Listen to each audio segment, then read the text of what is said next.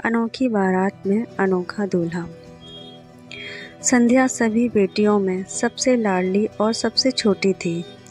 संध्या सांवली रंगत वाली व स्वभाव की तेज थी। उसकी पढ़ने लिखने में अधिक रुचि न थी, इसलिए उसने 12वीं तक ही पढ़ाई की, पर वह दिमाग की बहुत तेज थी। सांवली रंगत और कम पढ़े लिखे होने के कारण उसके माँ बाप को उसकी शादी की बहुत चिंता रहती थी और रमेश बाबू को दामाद भी सरकारी चाहिए था।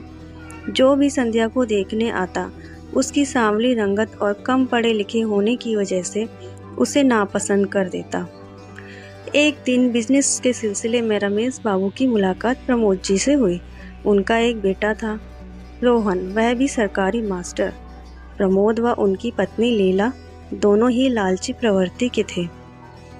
बातों ही बातों में रमेश ने प्रमोद से अपनी बेटी की शादी की बात कही। प्रमोद जी ने भी रमेश के धन के किस्से सुने थे। बस फिर क्या था, चट मंगनी पट ब्याह। एक हफ्ते बाद प्रमोद बाबू अपने बेटे और अपनी पत्नी लीला देवी को लेकर रमेश के घर पहुंचे। लड़की तो उन्हें कुछ खास पसंद न थी, फिर भी आई लक्ष्मी को वह हाथ से जाने नहीं देना चाहते थे। यह मेरी आखिरी बेटी है, ब्याह करने को तो मैं इसे बस पैसों में तोल दूंगा, रमेश बाबू ने बातों ही बातों में कहा। बस फिर क्या था, शादी तो पक्की होनी ही थी। रोहन का भी अपना कोई विचार न था, जो उसके माँ बाप कहते वह उसे मान लेता। घर पहुँचते ही लीला देवी ने पंडित जी को मुहूर्त निकलवाने के लिए बुलाया और कुंडली भी मिलवाई। पर यह क्या, लड़की की कुंडली में तो दोष था, वह मांगलिक थी। अब तो लीला देवी और प्रमोद जी के अरमानों पर घड़ों पानी फिर गया। आती हुई लक्ष्मी जाती हुई दिखाई देने लगी। पंडित जी, कुछ तो उपाय होगा, प्रमोद जी पंडित जी को दक्षिणा देते हुए पूछने लगे। हाँ हाँ, क्यों नहीं, अभी बताता हूँ, पंडित जी ने दक्षिणा जेब में रखते हुए जवाब दिया। अगर लड़की का विवाह लड़के से पहले किसी कुत्ते से करा दिया जाए तो सारा दोष खत्म हो जाएगा।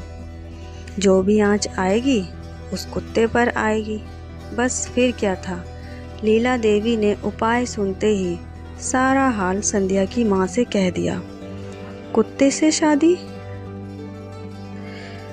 संध्या और संध्या की माँ दोनों इस बात के लिए तैयार न थे। संध्या जिद पर अड़ी थी, इससे अच्छा रिश्ता कहीं नहीं मिलेगा। रमेश बाबू के सरकारी दामाद के सपने के आगे संध्या और उसकी माँ की एक ना चली। और वह दिन आ ही गया। संध्या को दुल्हन की तरह सजाया गया। संध्या मन ही मन बहुत दुखी थी। प्रमोद बाबू और लीला देवी अपने घर से कुत्ते की बारात लेकर संध्या के यहाँ पहुँचे। संध्या प्रमोद बाबू के लालच को भांप चुकी थी। उसने उन्हें सबक सिखाने की ठानी। कुत्ते को संध्या के बगल बिठाया गया और पंडित जी मंत्र उच्चारण करने लगे। लीला देवी कुत्ते का हाथ पकड़ के सारे कर्मकांड करवा रही थी। विवाह संपन्न हुआ। खड़े होकर बड़ों का आशीर्वाद ले लें।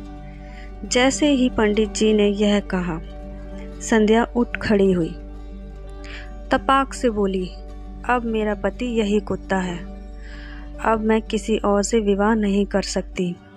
लीला देवी और प्रमोद बाबू अवाक रह गए। रमेश बाबू भी हैरान थे। मैं ऐसे घर में शादी नहीं कर सकती जो दहेज के लालच में कुछ भी कर सकते हैं। संध्या की इस हालत के जिम्मेदार न केवल प्रमोद बाबू और लीला देवी थे, बल्कि उसके पिता भी उतने ही जिम्मेदार थे। अंधविश्वास और सरकारी दामाद की इच्छा आज भी हमारे समाज में व्याप्त है, जिसकी वजह से संध्या जैसी न जाने कितनी बेटियों को अपमानित होना पड़ता है। तो दोस्तों, आपने इस कहानी से क्या सीख ली? हमारे समाज में आज भी ऐसी कुप्रथाएं और कुरीतियां व्याप्त हैं, जिन्हें जड़ से उखाड़ फेंकना बहुत ज़रूरी है। और अगर ऐसा ना किया गया तो न जाने कितनी ही बेटियों को अपने अरमानों की बलि देनी होगी। तो दोस्तों, कहानी आपको कैसी लगी कमेंट बॉक्स में हमें ज़रूर बताइएगा, और इस कहानी से आपने क्या सीखा ये भी ज़रूर बताइएगा। ऐसी ही कहानियों के लिए हमारे चैनल को सब्सक्राइब कीजिए, हमारी वीडियो को लाइक और शेयर कीजिए। मिलते हैं नेक्स्ट वीडियो में, जब तक के लिए जय हिंद।